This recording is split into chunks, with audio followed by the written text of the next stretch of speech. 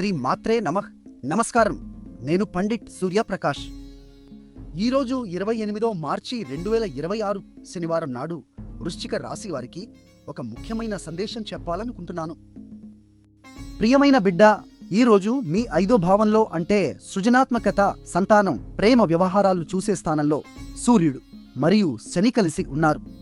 ఈ కలయికను సూర్య-శని యుతి అంటారు. ఇది మీ ఆత్మవిశ్వాసానికి, శని కఠిన క్రమశిక్షణకు ప్రాతినిధ్యం వహిస్తుంది. దీని అర్థం ఏమిటంటే మీ సృజనాత్మక ఆలోచనలకు ఫలితాలు రావడానికి కొంచెం ఓపిక అవసరం. కొత్త ప్రాజెక్టును మొదలు పెట్టాలనుకుంటున్నారా?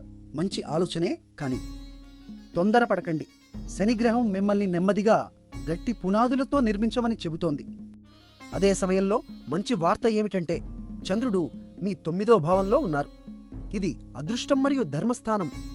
కాబట్టి మీ పెద్దల ఆశీర్వాదాలు, ఆధ్యాత్మిక శక్తి మీకు తోడుగా ఉంటాయి. ఈరోజు కామద ఏకాదశి కూడా కోరికలను నెరవేర్చే పవిత్రమైన ఉపవాస దినం. విష్ణు భగవానుడిని భక్తితో ప్రార్థించండి, కానీ గుర్తుంచుకోండి, ఈ ఏకాదశి మీ కోరికల్లో స్పష్టత ఇస్తుంది. తక్షణ ఫలితాలు కాదు, ఓపికగా ఉండండి. నా సలహా ఏమిటంటే ఈరోజు కొత్త పెట్టుబడులు, కొత్త వ్యాపార నిర్ణయాలు వాయిదా వేయండి. బదులుగా మీ ఇప్పటికే ఉన్న ప్రణాళికలను పటిష్టం చేసుకోండి. సాయంత్రం విష్ణు సహస్రనామం వినడం చాలా మంచిది. శని యొక్క ఆటంకాలు తాత్కాలికమే. వాటిని ఓపికతో దాటితే మీ సృజనాత్మక కలలు తప్పకుండా నిజమవుతాయి.